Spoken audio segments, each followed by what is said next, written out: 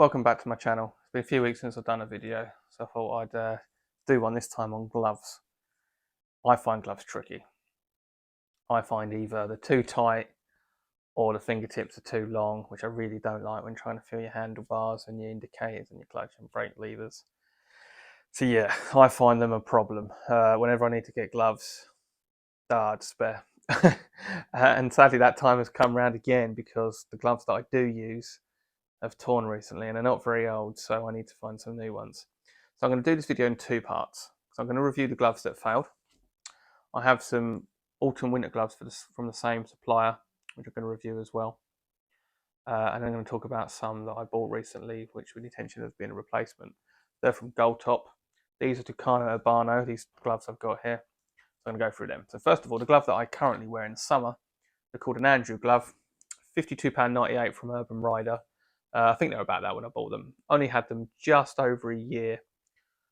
When I come to get these, again, back and forth, I got some Belstaff gloves. Quality was fantastic, but they were too long. And then when I got these, they fitted perfectly.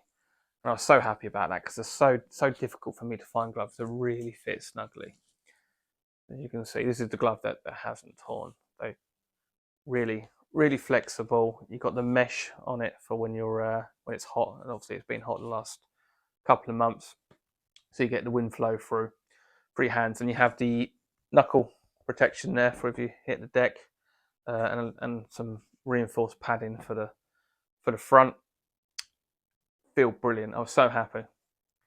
Sadly though, and also another point, you've got the mobile touchscreen point on there. So I don't find that brilliant, but I don't use it all that often, so it's not a big deal for me really. I tend to find if I'm going to look at my phone, I take my gloves off anyway. Sadly, on the left-hand glove, I was out for a ride a couple of weeks ago. I pulled over and I noticed that they had torn on the join. And they had started, as you can see on this one as well, they had started to come away at the fingertip, but it didn't particularly wasn't affecting what I was using. But when it tore there, I was really disappointed. I have contacted them. They're on their European summer shutdown. So now that it's September, hopefully I'll get a bit more of a response for them. I just got an automated response. Whether they'll replace them or not, I don't know. Not sure. Not hugely confident. If they rip that easily, how could that be if I hit the ground? Though you don't normally hit the ground with that bit of your finger. It's normally your front. But we'll see. We'll go from there. It's a shame because they felt great. So I'm on the lookout for some more. But while we're talking about the same company, they do one called Barone, which I use as my kind of autumn winter glove. And I've got nothing but positive to say for these so far. So if we start looking at the inside, you can see the fleece lining. So they are quite warm. Now, if it's snowing or it's minus 2, 3, 4, they're not going to keep you warm for like a whole 2-hour journey. Now, they'll be fine for popping out for half an hour.